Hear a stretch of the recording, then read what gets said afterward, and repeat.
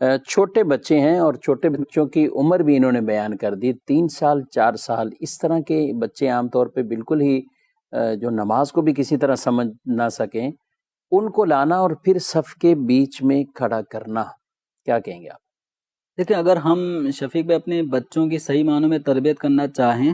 تو بالخصوص نماز کے حوالے سے تو گھر میں بھی نوافل کا اہتمام کر کے بچوں کو اپنے ساتھ کھڑا کر کے ان کو قیام، رکوع، سجود، یہ افعال ہیں نماز کے، وہ سکھا سکتے ہیں۔ اب بچوں کو نماز سکھانے کے لیے مسجد میں لانا ہے، اور بچے بھی کتنے ہیں جو سوال کے اندر 3-4 سال کے بچے ہیں، 6 سال سے کم عمر کا بچہ عام طور پہ ناسمجھ ہوتا ہے۔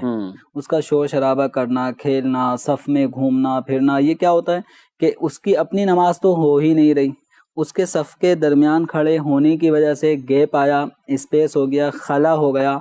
اب وہ بچہ مزید ایک تو خلا کا باعث بنا، دوسرا اس کے ادھر ادھر گھومنے پھرنے سے لوگوں کی نماز میں توجہ بھی بڑھ رہی ہے۔ پھر بچہ کبھی رو رہا ہے، گھر جانے کی ضد کر رہا ہے تو باپ کی بھی نماز ڈسٹرب ہو رہی ہے، توجہ بڑھ رہی ہے، دیگر نمازی بھی۔ پھر مزید چھوٹا بچہ ہے، اب وہ مسجد ہی کے اندر کچھ نہ کچھ ناپاکی کر دے، یہ بھی خطرہ رہتا ہے، تو باپ کے لیے بھی آزمائش، مسجد انتظامیہ، مؤذن، خادم، ان کے لیے بھی آزمائش، پھر دیگر نمازیوں کے لیے بھی ان کے کپڑے بھی ناپاک ہو سکتے ہیں۔ یعنی صرف آپ کا کہنے کا مقصد صرف نماز ہی نہیں، کئی اور چیزیں بھی اس میں آتی ہیں کہ جس کے اندر تو ایسے چھوٹے ناسمجھ بچے، ان کو گھر کے اندر پریکٹس کروائیں، ٹھیک۔ اگر کوئی لے کر بالفرض آ بھی گیا تو اب اپنے ساتھ کھڑا نہ کرے صف کے درمیان میں، اس کو چاہیے کہ پھر کونے میں ہی کھڑا ہو، اگر صف بنتے بنتے اور وہ جگہ باقی ایسی بچ گئی کہ جو کوئی آدمی بھی کھڑا نہیں ہو سکتا، تو چلیں یہ بچہ وہاں پہ کھڑا ہو گیا اور وہ شور بھی نہ کرتا ہو، اس سب چیزوں کا خیال رکھیں، لیکن درمیان میں کھڑا کر کے صف انقطاع صف کا باعث نہ بنے۔ اب ان کا جو اصل سوال تھا سائل محترم کا کہ اس طرح بچے لانے سے، صف کے درمیان میں کھڑا کرنے سے بقیہ نمازیوں کی نماز ہو جاتی ہے، تو دیکھیں نماز تو ہو جائے گی، باقی رہا یہ معاملہ کہ اس بچے کی وجہ سے قطع صف ہو رہا ہے، تو یہ عمل ایک الگ بات ہے۔ اب آپ اس قطع صف کے اس عمل کو، یعنی اس خلا کو پر کر سکتے تھے، بچے کو پیار محبت سے پیچھا کر کے اب صف کو متصل کر سکتے تھے، تو آپ کو یہ کرنا چاہیے۔ اور ان والد صاحب کو بھی عرض یہ ہے کہ ہمیں شریعت مطہرہ کی روشنی میں نماز بھی پڑھنی ہے، اپنے بچوں کی بھی تربیت کرنی ہے، اور جو بچوں کے حوالے سے احادیث کریمہ میں خود ارشاد فرمایا گیا کہ اپنی مساجد کو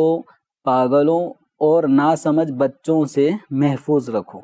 تو ناسمجھ بچے شور و غل کرتے ہیں، اس وجہ سے نماز پڑھنے کے لیے جو توجہ ہوتی ہے وہ توجہ نہیں ہو پاتی بچوں کے شور شرابہ کرنے کی وجہ سے۔ تو ایسے ناسمجھ بچوں کو مساجد میں نہ لایا جائے، اگر کوئی لے آیا تو اپنے ساتھ کھڑے رکھنے کی ضد نہ کرے۔ اگر امام صاحب یا کوئی بھی نمازی اگر وہ آپ کو کہتا ہے کہ بچے کو پیچھے لے جائیں، اب آپ کھڑنے یہیں کھڑا ہوگا، اب یہ نمازی آپس میں نماز پڑھتے پڑھتے ان دونوں کی توجہ گئی، بعض کا آپس میں ایک تنفر سا ہو جاتا ہے، لڑائی کا بھی نماز کے اندر یہی کیفیت رہے گی کہ اس نے مجھے ڈانٹا، اس نے مجھے ایسا کیوں کیا، اور بعض تو ائمہ سے ناراض ہو جاتے ہیں کہ آپ ایسا کیوں کر رہے ہیں۔ تو اب امام صاحب کو کوئی قصور نہیں ہے، وہ تو آپ کو ایک درست مسئلہ ہی بیان کر رہے ہیں، جیسے کہ اس وقت مدنی چینل کی اسکرین سے آپ کو درست مسئلہ ہی بیان کیا جا رہا ہے بچوں کے حوالے سے، تو اب اس میں ناراض ہونے کی کوئی ضرورت نہیں ہے۔ ہمیں احادیث کریمہ کی روشنی میں بھی بچوں کو مسجد میں کب لانا ہے کب نہیں لانا، یہ عمل سیکھنا اور جاننا ضروری ہے۔